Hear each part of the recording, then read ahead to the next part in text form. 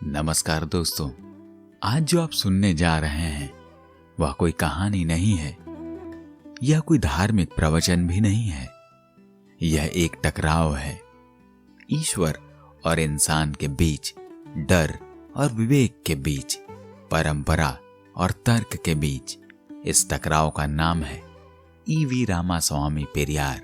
पेरियार कहते थे, ईश्वर का सबसे बड़ा प्रमाण यह नहीं है कि वह मौजूद है, बल्कि यह है कि लोग उससे डरते हैं। क्या हमें सच में ईश्वर चाहिए या हमें सिर्फ डर चाहिए? पेरियार किसी किताब में पैदा नहीं हुए, वे मंदिर में नहीं बने, वे समाज की सड़कों पर बने। उन्होंने बचपन से देखा कि कुछ लोग सिर झुकाकर पैदा होते हैं और कुछ लोग सर उठाकर। उन्होंने देखा कि यह फर्क कर्म से नहीं, जन्म से तय किया जाता है। और जब उन्होंने पूछा क्यों, तो जवाब मिला, ईश्वर की मर्जी। यहीं से पेरियार का पहला प्रश्न जन्म लेता है। अगर ईश्वर है और अगर वही सब यह तय करता है, तो अन्याय भी शायद उसी की रचना है। पेरियार कहते हैं कि ईश्वर कोई आकाश में बैठा व्यक्ति नहीं है।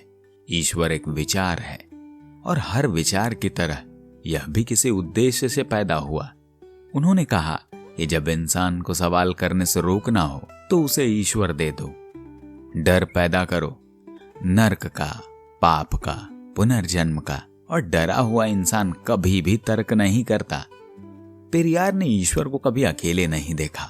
उन्होंने देखा कि जहां ईश्वर है वहां सत्ता है, और जहां सत्ता है वहां नियंत्रण है। धर्म ने सिखाया, सहन करो, भाग्य को मानो, अगले जन्म में न्याय मिलेगा। इस पर पेरियार का प्रश्न था कि अगर न्याय अगले जन्म में ही मिलेगा तो यह जीवन किस लिए है? पेरियार का सबसे कठोर हमला जाति प्रथा पर था। वे कहते थे, अगर ईश्वर ने जाति बनाई तो वह सबसे अमानवीय शक्ति है। उन्होंने पूछा कि क्या किसी बच्चे ने जन्म से पहले अपनी जाति चुनी?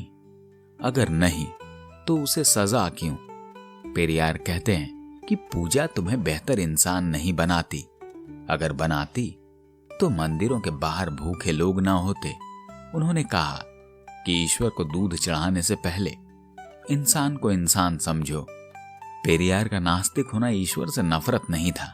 वह कहते थे कि अगर ईश्वर है और वह अन्याय के खिलाफ है तो मैं उसका स्वागत करता हूं, लेकिन अगर ईश्वर अन्याय को सही ठहराता है तो मैं उसका विरोध करता हूं। पेरियार का सपना था डर मुक्त इंसान, ऐसा इंसान जो स्वर्ग की लालच में और नर्क के डर से अपनी चेतना न बेचे। उन्होंने कहा, जब इंसान डर छोड़ देगा तब वह खुद ईश्वर बन जाएगा। अगर आज के समय में हम पेरियार के विचारों को देखें तो आज भी धर्म इंसान को बांट रहा है। आज भी ईश्वर राजनीति का औजार है। इसलिए पेरियार आज भी जरूरी है।